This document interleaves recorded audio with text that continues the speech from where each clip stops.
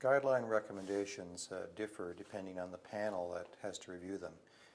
So there are European guidelines, there are American College of Cardiology guidelines, there are Canadian national guidelines, and now we've undertaken to have a set of Atlantic Canadian guidelines.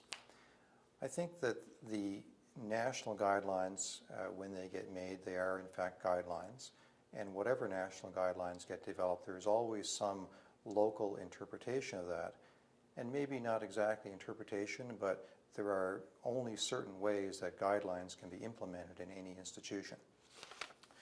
From an Atlantic point of view, we feel that considering the Canadian guidelines, we have a bit of a different population here, which required some attention, and we also had to think about how these guidelines were going to be rolled out in our institutions across Atlantic Canada.